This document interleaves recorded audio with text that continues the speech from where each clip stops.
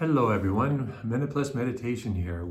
It is Wednesday, April the 3rd. Remember, octave of Easter, every day is like Easter day. So it's a solemnity, each day is a solemnity. Although in the liturgy we don't, at least in the ordinary form, we don't pray the Nicene Creed, which wouldn't do anybody any harm if we did, but such is, the guidance of the church. We do pray the Gloria in every Mass during the octave. Just to remind us that this is like Sunday. It's like the Sunday Easter day.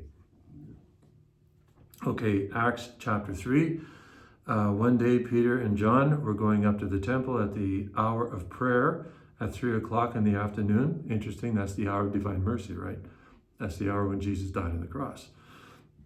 And a man lame from birth was being carried in. People would lay him daily at the gate of the temple. So we see what happens here. When he saw Peter, he asks for alms. Peter says these key words: I have no silver or gold, but what I have I give you in the name of Jesus Christ of Nazareth. Stand up and walk. And the guy is instantly regenerated. He's been lame for decades. Sounds like decades. You just don't get up and bounce around. And when you've been lame for decades and you're healed, right? Because your muscles are atrophied, your ligaments are tight. He's just boom, boom, boom, boom. He's just bouncing all over the place. He's so filled with joy. I mean, this is instant regeneration of ligaments, tendons, muscle, bones have been strengthened. This is like, if it doesn't get a wow or an amazement, if you believe it, then not much will. I mean, it goes on, it happens over and over again. So now, what I would offer for all of us to submit is a lot of these things don't happen anymore.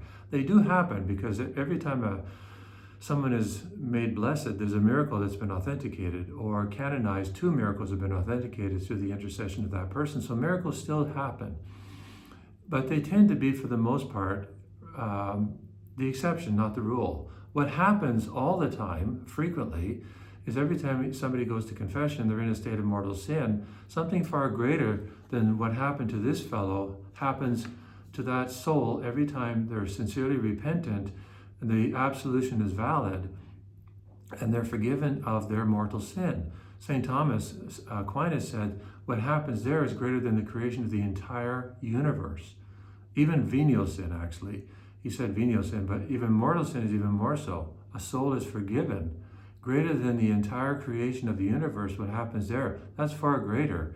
And if that is sort of consistently paid forward, as it were, the conversion is authentic, that will lead other people to, if they knew that person, whoa, there's something real serious going on here. Like, this person is authentic, is genuine.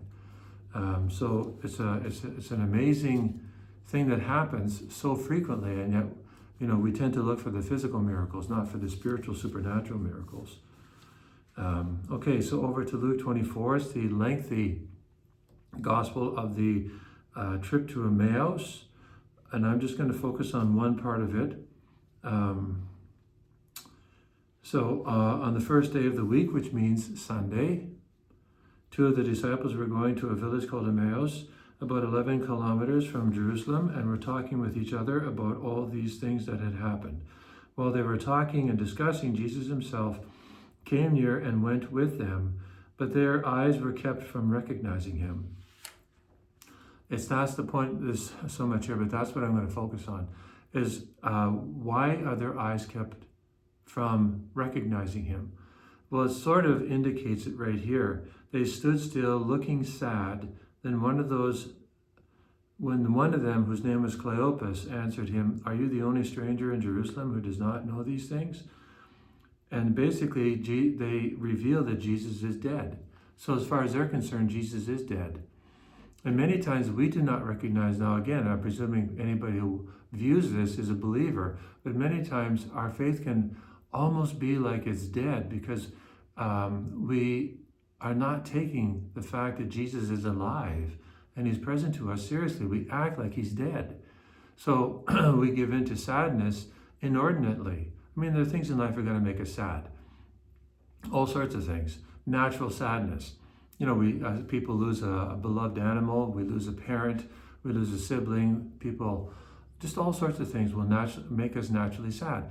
But we can bounce out of those things if we have faith, if we really believe that Jesus is alive. Many times we act like he's not alive. And this is what we are challenged towards many things, but this is one of the things we're challenged with during this octave of Easter and the season of Easter. Jesus is alive.